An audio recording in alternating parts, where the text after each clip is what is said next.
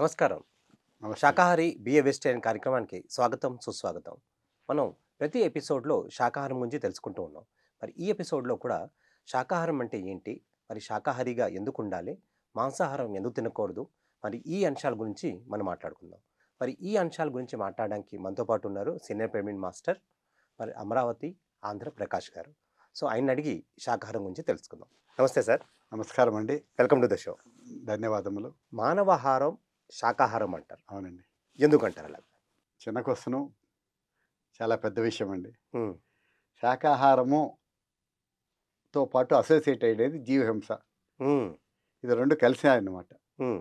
జీవహింస, శాకాహారము, జీవహింస పెద్దది, శాకాహారము ఒక భాగమే ఓకే. జీవహింసలో. హ్మ్. ఈ ప్రతి మాస్టు ఈ 2 మనకు చాలా ముఖ్యమైనవండి. హ్మ్. మీరు శాకాహారాన్ని గురించి అడిగారు కాబట్టి దాని గురించి నేను మాట్లాడదలుచుకున్నాను. యెస్. ఇప్పుడు శాకాహారం అంటే మనమందరూ తినే ఆహారం. మానవులందరూ తినే ఆహారం. హ్మ్. మనిషి తినవలసిన ఆహారం తినవలసిన ఆహారం, శాకాహారం. మనకు అవసరమైన ఆహారం. హ్మ్. ఇదన్నమాట శాకాహారం అంటే. యెస్. ఎందుకు శాకాహారము అన్నారు? హ్మ్. సైంటిఫిక్‌గా తీసుకోమంటారా? ఆధ్యాత్మికంగా తీసుకోమంటారా? హ్మ్. తర్వాత మానవత్వంగా తీసుకోమంటారా? హ్మ్. అన్నిట్లోనూ తీసుకుంటే శాకాహారమే ఉత్తమోత్తమైనది. యెస్. ఒక సైంటిఫిక్‌గా తీసుకుంటే మన బాడీ కండిషన్ హ్మ్. మనంతా మన బుక్కుల్లో అంతా చదివాం. హ్మ్. మనకు తెలుస్తుందో లేదో గానీ హ్మ్. బుక్కుల్లో చదివాము. బాడీ కండిషన్ మన కన్‌స్ట్రక్షన్ వచ్చి, బాడీ వచ్చి మనకు శాకాహారానికే తగింది గానీ మాంసాహారానికి కాదు. హ్మ్.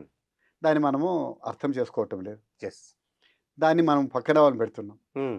మటన్ తింటే ఏమవుతుంది? చికెన్ తింటే ఏమవుతుంది? నేనేం కాదు, నువ్వు బాగున్నావు, నేను బాగున్నా. హ్మ్.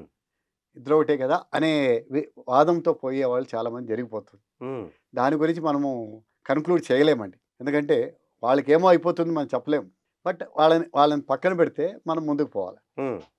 కాబట్టి మనం ఎవరిని బాధించకుండా ఏ మనం అందరూ ప్రాణులు, ఆత్మలు. హ్మ్. ఒక ఆత్మజ్ఞానం మనకి వచ్చిందంటే ఉత్తమోత్తమైనది మానవ జన్మ. హ్మ్. ఈ జన్మలో మనము అవగాహన చేసుకునే సందర్భమే ఇది మనకు దొరికింది. హ్మ్. జంతువుగా ఉంటే తెలుసుకోలేము, రాయిగా ఉంటే తెలుసుకోలేము, పక్షిగా ఉంటే తెలుసుకోలేము. యెస్. మానవుడిగా అయితేనే ఉత్తమోత్తమ జన్మ కాబట్టి హ్మ్. ఈ జన్మ తర్వాత వెనక్కి పోవటం అంటూ ఉండదు. హ్మ్. ముందుకెళ్ళాలి. యెస్. సార్ ఎప్పుడూ అదే చెప్తూ ఉంటారు. హ్మ్. ఇక్కడ ఏమేమి మనం చేయాలని ఇట్లా ఈ శాకాహారం ఎందుకు అంటే ఇందువల్లేనమాట. మనతో పాటు ఆత్మలు వాళ్ళ జన్మలో వాళ్ళు అనుభవించడానికి వచ్చాయి. హ్మ్. మన జన్మ మనం అనుభవిస్తున్నాం. వాళ్ళ జన్మలో వేలు పెట్టేకి మనకేం హక్కుంది? యెస్. ఇకపోతే తినటమే హ్మ్. కంపల్సరీనా అనేది ఒక పాయింట్ మనం ఇక్కడ చిన్నగా సున్నితంగా ఆలోచించేయాలండి. హ్మ్. ఏమంటే ఎవరైనా చెప్తారండి. హ్మ్. మా తాత తిన్నాడు, మా ముత్తతాత తిన్నాడు, హ్మ్. వాళ్ళ వంశమంతా తిన్నారు. హ్మ్. మాకు అలవాటండి, మా పరంపర అండి హ్మ్. అంటారు. చెప్పి వాళ్ళు సమర్థించుకుంటారు. యెస్. చాలా తప్పండి. హ్మ్. మనము స్పిరిచువల్ మాస్టర్స్ దాని గురించి వాళ్ళకి బ్రెయిన్ వాష్ చేయాలండి. హ్మ్. చెప్పాలండి. హ్మ్. తినిండే దాని గురించి అతను చెప్పి ఇది కరెక్ట్ అని చెప్పటము, మనం దాని గురించి సరైన అవగాహన ఇవ్వకపోవటం తప్పైపోతుంది. హ్మ్. ఎలా వచ్చింది ఈ పరంపర? Stone age. హ్మ్. రాతి యుగంలో మనుషులు అడవి మృగాలాగా ఉండేవాళ్ళు. హ్మ్. వాళ్ళకేమి ఉండదు. పంటలు చేయటం రాదు, ఏం రాదు. హ్మ్. జీవాలను చంపటము, రాళ్ళతో చెక్కిండే పనిముట్లతో చంపటము, హ్మ్. పచనంతో అట్లే పచ్చిగా తినడము అలా హ్మ్. అలవాటు. పోను తర్వాత ఏమైందంటే దాన్ని ఉడికి పట్టి తినటం. హ్మ్. ఆర్యులు, దావుళ్ళు కలిసాక హ్మ్. పంటలు పండించండి ఇవన్నీ నేర్చుకున్నారు. హ్మ్. ఇది మన ఆంథ్రోపాలజీ అండి. ఓకే. దాంట్లో మనము ఇవన్నీ తెలుసుకోవచ్చండి. యెస్. ఎలా మారుతూ వచ్చింది. హ్మ్. న్యూ ఏజ్ వచ్చేసరికి ఎలా వచ్చింది. హ్మ్. ఇది చాలా అవసరమైన విషయం అండి. మనకు సంబంధం లేదనుకోకూడదు. హ్మ్. మా తాత తిన్నాడు, వాళ్ళ నాయన తిన్నాడంటే అది అలవాటు తీసుకొని వచ్చిండొచ్చు. వాళ్ళని గురించి మనం నువ్వేం చేస్తావు? హ్మ్. ఈ కాలంలో నువ్వు దాన్ని తీసుకొని రావటానికా నువ్వు పుట్టింది? హ్మ్. నీ జ్ఞానం ఏమైంది? హ్మ్. వాళ్ళది వాళ్ళతో పోయింది. యెస్. నాన్న, మా అమ్మ, తాత ఎవరు? ఏ జన్మకి ఎవరు? నీకు అవసరం కాబట్టి వాళ్ళ కడుపులో పుట్టావు. అట్లనే వాళ్ళు చేసిందంతే నువ్వు చేయాలని లేదు కదా! యెస్. ఏం కావాలో అది నేర్చుకోవాలి కదా! హ్మ్. ఇలా మనం తీసుకురావాలండి. హ్మ్. పెద్ద విషయం కాదండి. హ్మ్. ఇది మనం చెప్పడం పెద్ద విషయం కాదండి. అప్పుడు వాళ్ళు అర్థం చేసుకునే దావేర్పడుతుందండి. హ్మ్. ఏం పోయిందిలే దీంట్లో ఇన్ని విటమిన్స్ ఉన్నాయి. పాలలో లేనిది విటమినా? ఎగ్‌లోనే ఉందని ఏమన్నా ఉందా? లేదు కదా! వెజిటబుల్స్ లేనిది ఏముంది? యెస్. మనం శాకాహారులుగా ఉండకూడదు. హ్మ్. ఏం పోయింది? ఇకపోతే మనం ఆధ్యాత్మికంగా ఎదగాలంటే శాకాహారులేండి. యెస్. ఎందుకంటే మనం ఆది కాలం నుంచి చూస్తున్నాం స్వామీజీలు గానీ, హ్మ్. గురువులు గానీ, హ్మ్. సన్యాసులు గానీ, ఒక 100 ఏండ్లు 120 ఏండ్లు బతికిండే స్వాములు కానీ ఉమ్, చివరి వరకు ఆరోగ్యంగా ఉండేవాళ్ళు కానీ వాళ్ళంతా చూసామంటే చరిత్రకు పోదామండి. ఉమ్, అంతా శాకాహారులుగానే ఉన్నారు. ఎస్. మాంసాహారులు ఎవరో నేను 150 ఏండ్లు ఉన్నానని చెప్పిన వాళ్ళు లేదు, 100 ఏండ్లు ఉన్నాను. ఉమ్, ఒకవేళ ఉన్నారనుకోండి, ఎన్నేండ్లు బెడ్లో ఉన్నాడో అడగాలి మనం. ఉమ్, తినటము చావటము బతికేస్తాము వెళ్ళిపోదాం అనుకోవటం అది వేరే అండి. ఉమ్, అజ్ఞానులు చేసుకుంటారండి. జ్ఞానులు జ్ఞానమైన మార్గంలో పోవాలి. మనము దానికి మనకు ఒక అవకాశం దొరికింది, ఉమ్. దాన్ని మనము నలుగురు చెప్పాలండి. మన శాకాహార ర్యాలీలు మనం చేస్తూ ఉంటాం. మరి అవును. శాకాహార ర్యాలీలు చేయడం ద్వారా ఉమ్. మనకు వచ్చే లాభం ఏంటి? మనకు కాదండి, ఉమ్, అందరికీ వచ్చే లాభం అండి. అందరికీ ఇలా వచ్చే లాభం అంతే, ఏంటి? మనకు కాదండి, మనకు వచ్చే లాభం ఏది లేదండి. ఉమ్, ఏ విషయంలోనూ ఏది లేదండి. ఉమ్, ఒకటి మాత్రం ఉందండి మనకి. ఎస్. మనం ఒకరికి చెప్పేదానివల్ల 50% వాళ్ళకి వస్తుందంటే ఉమ్, మనకు 100% మనకు పెరుగుతుంది. ఉమ్, అది మాత్రం ప్రతి విషయంలో గ్యారెంటీ అండి. ఎస్. కానీ దీంట్లో శాకాహారాలు మనకు వచ్చేదంటూ లేదండి, ఉమ్, 10 మందికి వస్తుందండి. ఉమ్, చాలా మందికి చైతన్యం వస్తుందండి. ఉమ్, ఏం పోయింది, మనం ఎందుకు తినకూడదు, ఏం ఒక్కసారి ఒక్క రాయికి పడింది ఉమ్, 10 రాళ్ళకి పడుతుందండి. ఉమ్, చరిత్ర చెప్తుందండి. ఎస్. ఒక రాయి 2 రాయలు 3 రాయలు 10వ రాయికి పడిపోతుందండి. ఉమ్, మన ప్రయత్నం ఇదే అండి, ఉమ్, చెప్పుకుంటూ పోతూనే ఉండాలి. ఉమ్, ఏ పొద్దో మార్పులు వస్తాయండి, ఏ ఉమ్, పొద్దో అక్కర్లేదు, త్వరలోనే వస్తాయండి. ఎస్. సార్ కళలో సాకారం అవుతుందండి. ఉమ్, ప్రపంచమంతా శాకాహారం అవుతుంది ఖండితంగా. ఎస్. ఈ విషయంలో నా కోరిక ఏమంటే రాజకీయ నాయకులు ఉమ్, మనకు చాలా సపోర్ట్ చేయాలండి. ఉమ్, వాళ్ళ సపోర్ట్ లేకుండా ఏం జరగదండి. ఉమ్, మాకెందుకులే, ఓటర్ ఉంటే చాలు అని వాళ్ళ ఉండే ఉద్దేశాల్లో మనకి చాలా ఇబ్బందులు ఉన్నాయండి. ఉమ్, ఏదో మనంతగా మనం ర్యాలీలు చేసుకుంటుంటే మనంతగా మనం 10 మంది 20 మందో 100 మందో చేసుకుంటున్నాం. కానీ ఉమ్, రాజకీయ చైతన్యం రావాలండి. అలా తీసుకోండి, మనం ఈ మధ్య మనం విన్నాం, యూపీలో కానీ రాజస్థాన్లో కానీ వధ నిషేధం చేశారు, ఉమ్, జంతు వధ నిషేధం చేశారు. ఏమైందండి? అది ఎంతవరకు జరిగిందో నేను యూట్యూబ్లో చూశాను, ఉమ్, ప్రాక్టికల్ అయితే నాకు తెలియదు. ఎస్. ఏమవుతుందండి? ఏం కాదండి, ఉమ్, ఒప్పుకుంటారండి. ఉమ్, కడుపు నిండకుండా మాడల్లా అంటేనే ఇబ్బంది పడతారు జనాలు. ఉమ్, ఏదో ఒకటి తిని బతికేయచ్చు కదండి. ఉమ్, అలా రాజకీయాల్లో చైతన్యం తేవాలండి. ఎస్. అది అది జరిగేంత వరకు ఎందుకు చాలా స్టేట్లు మోసంగా ఉన్నాయి. కేరళ ఎంత ఎడ్యుకేటర్స్, ఉమ్, అయినా వాళ్ళు దాని గురించి అనుకోలేదు. బీహార్ తీసుకోండి, ఉమ్, కొన్ని స్టేట్లన్నీ అలాగే ఉన్నాయండి. ఉమ్. కారణం ఏమంటే వాళ్ళు అనుకోవటం లేదు దాని గురించి. అంటే ఇప్పుడు రీసెంట్గానే మన ప్రెసిడెంట్ గారు ద్రౌపది ముర్ము ఎస్, వారు ఏం చెప్పారంటే మన పార్లమెంట్లో అక్కడ క్యాంటీన్లో అంతా కూడా శాకాహారం ఫుడ్నే పెట్టాలి అని వెరీ చెప్పారు. గుడ్. అలాగే మన యూపీలో ఉన్న యోగి సరే. ఆదిత్యనాథ్ గారు రైట్ ఆయన అండి. ఏం చెప్పారంటే ఈ కబీలా ఖానాలన్నీ కూడా చాలా మటుకు ముయించేశారనమాట. ఆ. సో ఈ విధంగా కనుక ఒక మినిస్టర్స్ లెవెల్లో కరెక్ట్. లేకపోతే ప్రెసిడెంట్ లెవెల్లో ఇలాంటివి కనుక మనం ఇలాంటి చర్యలు చేస్తే కనుక శాకాహారం కూడా తొందరగా వస్తుందంటారా? 100% అండి. ప్రకటనలు మీవి, ప్రచారాలు మావి, జీవితంలోని వెలుగులందరివి. పిఎంసి తెలుగు ఛానల్లో మీ యాడ్స్ కోసం సంప్రదించవలసిన ఫోన్ నంబర్స్. స్టార్టింగ్ చేశారండి, ఎస్. అక్కడ నిలపకూడదండి. ఏదో వాళ్ళ రాజకీయ ఆలోచనలు చేస్తే తప్పండి, మనసులో నుంచి వాళ్ళు చేస్తే ఒప్పుకుంటానండి. ఎస్. పార్లమెంట్లో చెప్పినంత మాత్రాన జరిగేదేం లేదండి. వాళ్ళు అక్కడ ఇంట్లో అది తినేసి ఇది వచ్చి అక్కడ మంచినీళ్ళు తాగేస్తారు. అది కాదండి లెక్క, ప్రజల్లోకి తీసుకురావాలండి. కానీ అంచెలంచెలుగా వస్తుంది ఆశ అండి. ఎస్. ఎందుకంటే మనం దాన్ని జడ్జ్ చేయలేం కదా ఇప్పుడే. అలా అన్ని స్టేట్లు రావచ్చు కదా, ఎస్. ఆశిద్దామండి. ఎస్. ఖండితంగా వస్తుందండి.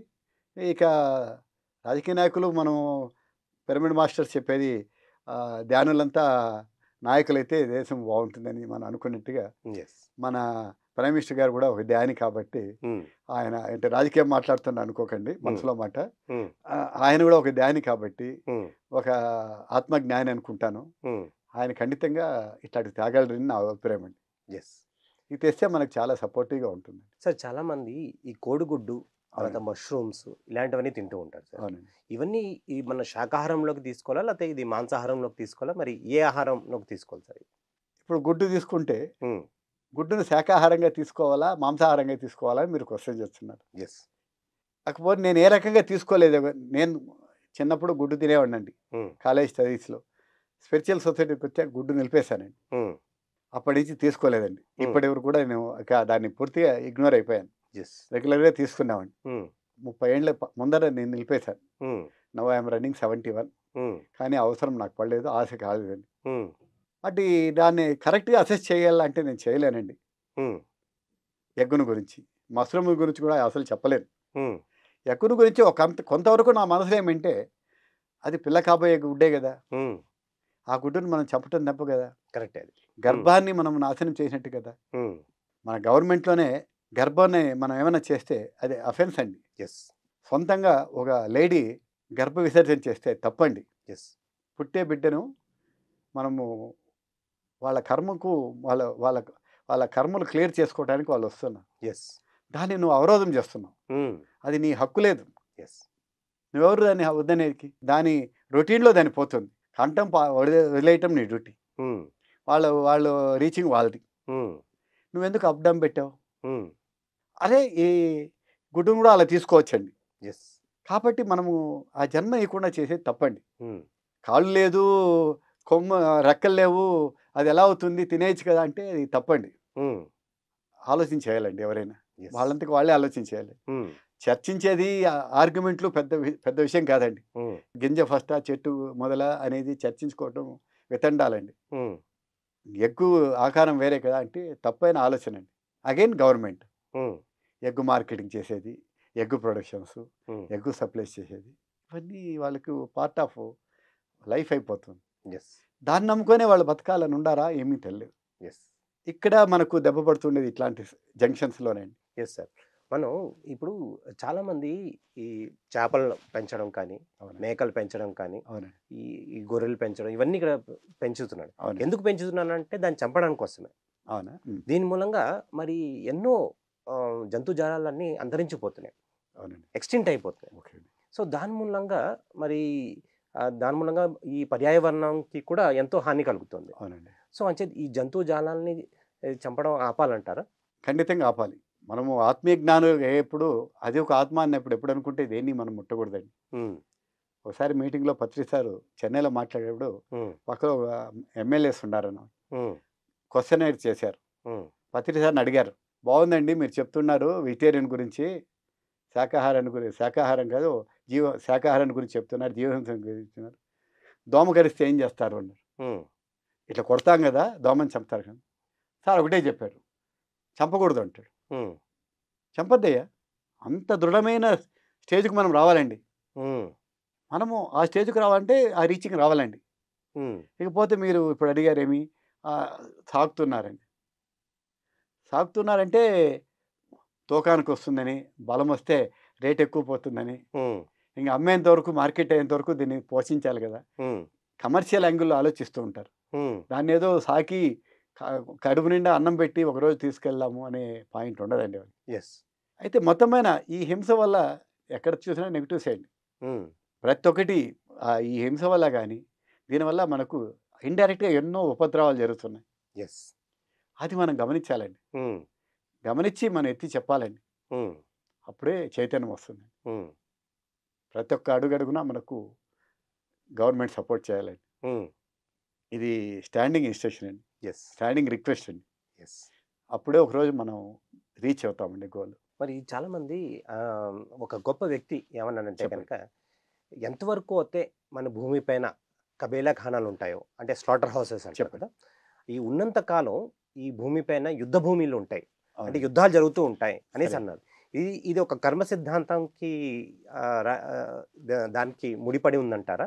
అంటే మన ఇక్కడ మనం జీవజంతువులను చంపుతున్నాం, మనలో కూడా మనం కొట్టుకు చూస్తున్నాం, అంటే మనం ఏమైతే ఇస్తున్నామో అదే మనకి తిరిగి వస్తుంది అనేసి ఒక సిద్ధాంతాన్ని చెప్తుందంటారా? మంచిదండి. కర్మ సిద్ధాంతం అని నేను అన్నండి. అంటే మనము దాన్ని చంపితేనే మన కర్మ తీర్చుకున్నట్టంటే తప్పు అవుతుందండి. ఎందుకు మనం యాజ్ ఏ స్పిరిచువల్ మ్యాన్ ఎందుకు జీవహింస వద్దంటాం, లేదా వాటిని చంపొద్దంటామంటే, మనము రజోగుణము, తమోగుణము, తామస గుణము మనం ఆలోచించాలండి ఒక్క నిమిషం. ఏమి తింటే రజోగుణం వస్తుంది, ఏమి తింటే తామస గుణం వస్తుంది, ఏమి తింటే సాత్విక గుణం వస్తుంది, దేంతో మనం చేరితే వస్తుంది అనేది చాలా ముఖ్యమైన విషయం అండి. అక్కడ మనము క్యాచ్ చేయాలండి పాయింట్. అక్కడి నుంచి తీసుకెళ్ళాలండి. ఋషులు, యోగులు, సాత్వికులు అందరూ కందమూలాలతో పాటు సర్వసాధారణమైన తింటూ నెమ్మదిగా ఉంటారండి. కానీ మాంసాహారులందరూ చాలా కోపము, తాపాలతో ఉంటారు, కామాలతో ఉంటారు, తప్పు ఆలోచనలో ఉంటారు. ఎలా అంటే ఖండితంగా జరిగేదండి. ఎస్. బాడీలో చైతన్యం జరిగేది. ఆ మార్పు జరిగాక అదే కారణం. హ్మ్. ఒక జంతువుని చంపితే అది చనిపోయేటప్పుడు ఎలా తిట్టుకుంటుందో వాడికి తెలియదు. హ్మ్. ఒక్కసారి దేవుడు మనకు జ్ఞానోదయం ఇచ్చి ఒక్కసారి జన్మ చూడరా అంటే, పోయిన జన్మలో నేను పంది అనుకోండి, నేను ఎలా ఉంటుందో తెలిస్తే అంతే. హ్మ్. ఒక 5 నిమిషాలు ఇచ్చాడంటే చాలు నాకు. నేను ఎలా ఉంటుంది పోయిన జన్మలో పందిగా, హ్మ్. ఏం తింటూ ఉంటాను తెలిస్తే మళ్ళా 10 రోజులైనా భోజనం తిను. హ్మ్. అక్కడ చేసే ఇవన్నీ అట్లాంటిది మనము శవాలను తింటున్నామండి. ప్రకటనలు మీవి, ప్రచారాలు మావి. జీవితంలోని వెలుగులందరివి. పిఎంసి తెలుగు ఛానల్లో మీ యాడ్స్ కోసం సంప్రదించవలసిన ఫోన్ నంబర్స్. అలాగే కోడి కాదు. ఒక గొప్ప వ్యక్తి కూడా ఒక విషయం చెప్పారు. హ్మ్. లార్డ్ బెనార్డ్ షా ఏమన్నారంటే కనుక, హ్మ్. నా కడుపు శ్మశానం కాదు, చచ్చిపోయినవన్నీ నా కడుపులో వేసేయడానికి అవును. అని కూడా చెప్పాడు. అవునండి. ఇలాగే జరుగుతుంది. శవాలు తింటున్నాం మనం. హ్మ్. తిని బాగా సంతోషపడుతున్నారు. హ్మ్.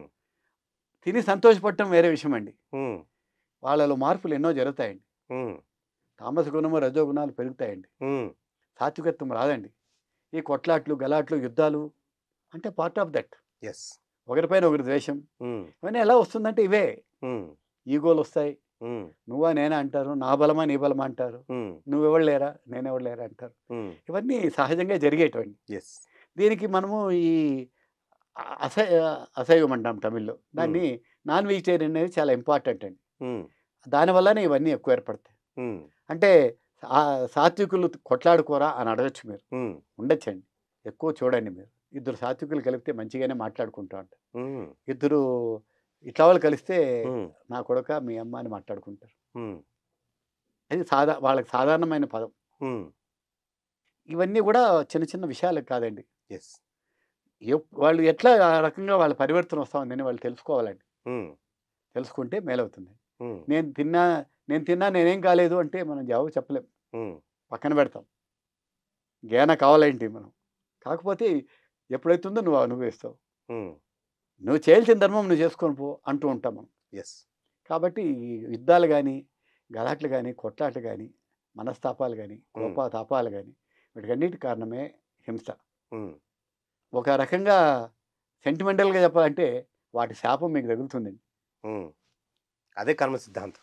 ఇప్పుడు మా ఊరండి ఇది. హ్మ్. మా చిన్నూరండి. హ్మ్. పొంగనూరు అని చెప్పి మాది. చిత్తూరు జిల్లా నేటివ్ ప్లేసు. సంవత్సరానికి ఒకసారి గంగ జాతర చేస్తారండి. గంగమ్మ పండుగ చేస్తాము. ఎస్. ఆ రోజు బలి ఓపెన్ అండి. ఏ హ్మ్. పోలీసు లేదు, ఏ గవర్నమెంట్ రిస్ట్రిక్షన్. పొట్టేళ్ళకందరికి ఏనుపోతులు కానీ, పొట్టేళ్ళు కానీ హారాలేసి గంగమ్మ దగ్గరికి తీసుకెళ్తారండి. హ్మ్. నరికి తెస్తారండి. ఇక్కడ ఏంటంటే కనుక ఒక దేవుడు, అంటే దేవుళ్ళని పూజిస్తా అనేసి అంటారు కదా! అవును. మరి ఆ దేవత మరి ఈ బలి ఇవ్వమని కోరుతుందా? తప్పండి. హ్మ్. తప్పంటే ఎక్కడొచ్చింది ఇక్కడెక్కడ మిస్టేక్ జరిగింది అని మనం ఒకసారి గమనించాలండి. ఎస్. ఆ కాలంలో హ్మ్. స్టోన్ ఏజ్‌లో జంతువులు చంపొచ్చేవాడనమాట. హ్మ్. చంపొచ్చినప్పుడు వాడికి అనిపిచ్చేదనమాట. హ్మ్. మనకు ఈ శక్తి ఇస్తా ఉండేది ప్రత్యక్ష దేవుడు సూర్యుడు కావచ్చు. హ్మ్. సూర్యుడు దేవుడే, వాన దేవుడే, హ్మ్. చలి దేవుడే, గాలి దేవుడే. హ్మ్. అందరూ దేవుళ్ళే వాళ్ళకి. హ్మ్. మనం మించిన శక్తి ఏదో ఉండే ఆ శక్తులంతా అవి. హ్మ్. మనం తెచ్చిన దాన్ని వాళ్ళకి భాగం ఇచ్చేది అలవాటు చేసుకున్నారండి. ఎస్. అలా జరిగిందండి ఇది. హ్మ్. వాళ్ళకి నైవేద్యం పెట్టి వాళ్ళు తింటాం. హ్మ్. ఏ దేవుడు ఎప్పుడు అడగలేదండి. హ్మ్. ఆ కాలం నుంచి ఇప్పటికీ అడగలేదు. హ్మ్. ఆ పరంపర కొన్ని తీసుకొచ్చారు. అయితే ఇప్పుడు ఏ దేవుడికి ఎవరు పెట్టడం లేదండి. హ్మ్. బలి ఇవ్వటమే గానీ తీసుకెళ్ళి వాళ్ళు వండి తింటారు, తాగేసి తింటారండి. హ్మ్. దేవుడు కూడా ఎవరు ఎక్కడ నాకు తెలిసి చికెన్, మటన్ లాంటివి పెట్టరండి. హ్మ్. నాకు తెలిసి పెట్టరండి. ఎస్. ఇక మీకేమైనా అది అవగాహన ఉంటే చెప్పొచ్చు. హ్మ్. దేవుడికి ప్రసాదంగా ఎక్కడ పెట్టరండి. బెటర్‌ది. అవును. వాళ్ళైనా చూడండి ఎంతోమంది నాన్ వెజిటేరియన్ చూడండి. అమావాస్య రోజు నాన్ వెజ్ తినరు. హ్మ్. శుక్రవారం నాన్ వెజ్ తినరు. ఎందుకు? అపదు దేవుడు. హ్మ్. అంటే ఈ ఒకరోజు అమావాస్యకి, పున్నమికి తినని వాళ్ళు ఆ! మరి మిగతా రోజుల్లో ఎందుకు తింటున్నారు ఆ! అనేది అది ఒక అదే పెద్ద క్వెషన్ అదే సార్. అదే కారణం అది. హ్మ్. అక్కడ భయపడుతున్నారు. హ్మ్. శుక్రవారము దేవుడిది. హ్మ్. ఆ పొద్దు తినకూడదు అనుకోవటం ఏంటి? పండగల్లో ఎప్పుడన్నా ఎవరన్నా చేసుకొని తింటున్నారా? హుహు. ఒకవేళ రంజాన్, బక్రీదుల గురించి వదలండి మనం. హ్మ్. హిందూ ఫెస్టివల్స్ ఎన్నున్నాయి కదా! హ్మ్. ఏ పండగకైనా ఒక పండగకి నాన్ వెజ్ తింటారా? మా తమిళనాడులో అయితే కరినాలని పెడతారు. హ్మ్. మూడో రోజు చేసుకొని తింటారు. హ్మ్. ఆ 3 రోజులు ఏం చేయరు. హ్మ్. చాలా పవిత్రంగా ఉంటారు. హ్మ్. అంటే అప్పుడు చేయరే. అంటే వాళ్ళకి ఉందా లేదా మనసులో దేవుడికి హ్మ్. చెందదు అని. మరి దాన్ని ఎందుకు మనం ఎక్కువగా తీసుకోరు? హ్మ్. ఇవి అవేర్‌నెస్ లేదండి. యెస్. దాన్ని మనం చేయాలండి. యెస్. మాస్టర్స్‌గా మన డ్యూటీ శాకాహార ర్యాలీ జరపటమే కాదండి, చైతన్యం తీసుకురావాలండి. ఎస్. దానికి ఒక క్లాసెస్ పెట్టాలండి. నాన్ వెజ్ తినే వాళ్ళందరినీ కూర్చొని పెట్టాలండి. వాళ్ళతో ఇంటరాక్ట్ కావాలండి. వాళ్ళ క్వశ్చన్కి మనం ఆన్సర్ చెప్పాలండి. మన ఆన్సర్ వాళ్ళు కన్వే చేయాలండి. 10 మంది చాలండి, ఎస్. కోట్లు అక్కర్లేదండి. 10 మంది 100 మంది అవుతారు, 100 మంది 1000 మంది అవుతారు. ఇదే 3G కాన్సెప్ట్. ఎస్. మనం చేయాల్సిన విద్యుక్త ధర్మం అది. శాకాహారిగా మనం చేస్తాం, దాంట్లో దానివల్ల ప్రయోజనము ఒక 10 పైసలే అండి. వాళ్ళలో వాళ్ళ చైతన్యం రావాలంటే చాలా కష్టం అండి. ఎస్. అప్పటికప్పుడు ఆ పాఠం చెప్పినప్పుడు వింటారు, తర్వాత వెళ్ళిపోయి టీవీలో పడిపోతారు, ఇంకేదో పడిపోతారు. మొదలకూడదండి, కూర్చొని పెట్టుకోవాలండి 10 మంది. మన పిఎస్ఎంఎంలో కూడా చెప్తానండి, మన మాస్టర్స్ ఎంతమంది ఎక్కడైనా ప్రోగ్రాములు చేస్తున్నాం, ఎన్ని తావాలు ముస్లిమ్స్ ఉన్నారండి, ఎన్ని తావాలు మాస్టర్స్ ఉన్నారండి. మనం ఆలోచన చేయాలండి. డామినేటెడ్ ఆఫ్ ముస్లిం పీపుల్స్ ఉంటారండి మన హైదరాబాద్లో కూడా తీసుకుంటాం. ఎవరికి ఇష్టమో వాళ్ళు రాని అనేది ఒక కాన్సెప్ట్ ఉండొచ్చండి, కానీ మనం త్వరగా చైతన్యం తేవాలి కదా, తీసుకురావాలి. ఒక 10 మంది ముస్లిమ్స్ని కన్విన్స్ చేసి మన సభలో కూర్చొని పెట్టాలండి, ధ్యానం చెప్పించాలండి, శాకాహారాలు చేయాలండి. మనము అట్లా వాళ్ళని ఒక్కరిని చేసే బదులు అట్లా వాళ్ళైతే 100 మందిని తయారు చేస్తారు. వాళ్ళు చెప్తే వింటారు, మనం చెప్తే వింటారు. ఇట్లాంటివన్నీ మనం అడాప్ట్ చేయాలండి. ఆ రకంగా మనం కూడా ఆలోచన చేస్తే బాగుంటుంది నా అభిప్రాయం. ఎస్ సార్, మన శాకాహారి బిఏ వెజిటేరియన్ కార్యక్రమంలో సో ఫైనల్గా మీరు ఇచ్చే మెసేజ్ ఏంటి, క్లుప్తంగా చెప్పండి. అంతే అండి, ఇప్పుడు అందరూ శాకాహారులు కావాల్సిందే. వాళ్ళు అవటం కాదు, అందరినీ మార్చాలి. ఎస్. మా శక్తి కొలది, నీ శక్తి కొలది, ఎవరిని వీలైతే వాళ్ళని మార్చాలి. ఎస్. ఫస్ట్ మీ ఇంట్లో మార్చండి, తర్వాత మీ బంధువర్గాన్ని మార్చండి, ఎస్. తర్వాత ఊరు గురించి ఆలోచించేయండి. ఇంట్లో నాయన తిండు అమ్మ తింటుంది, వదిలిపెట్టి ఊర్లో ప్రచారం చేస్తే ఏం ప్రయోజనం? మన ఇక్కడి నుంచి కడప నుంచి మొదలు పెట్టాలండి. చేసుకుంటూ పోతే ఒకరోజు అది మంచి రీచ్కి వస్తుంది. ఎస్. ఈ రీచ్ పెరిగే కొద్దీ మనకి గవర్నమెంట్ కూడా సపోర్ట్ ఇస్తూ వస్తుంది, మనకి ఈజీ అయిపోతుంది. ఎస్. మన కళ్ళతో మనం చూస్తామండి ఆ సార్. Yes. ఖండితంగా ఇంకొక 20 ఏళ్ళు నేను ఉండాలనుకున్నానండి. అప్పుడు నేను ఖండితంగా చూస్తానండి. ఎస్. ఈ సందర్భం వస్తుందని నేను ఆశిస్తున్నానండి. ఎస్ సార్, ఎంతో అద్భుతంగా మీరు శాకాహారం గురించి చెప్పారు, మరి మాంసాహారం ఎందుకు తీసుకోకూడదు అని దాని గురించి వివరించి చెప్పారు. అలాగే అందరూ కూడా కలిసి సమిష్టిగా మన కృషి చేస్తే కనుక మరి ఈ శాకాహార జగత్ పత్రిజీ కలిగిన కళలతో ఏమైతే ఉన్నాయో అవన్నీ కూడా మనం చేయగలుగుతాం అనేసి ఎంతో అద్భుతంగా చెప్పారు. ఇంత జ్ఞానం ఇచ్చినందుకు మీకు ఎంతో కృతజ్ఞతలు. ధన్యవాదాలు అండి, నాకు అవకాశం ఇచ్చారు. అవకాశం అనేది చాలా ముఖ్యమైనదండి. మీ ద్వారా మన ప్రేక్షకులకు అందరికీ నా చిన్న సందేహాన్ని ఇచ్చాను. దాన్ని వాళ్ళంతా వాళ్ళు పెంచుకోవాలండి. ఎస్.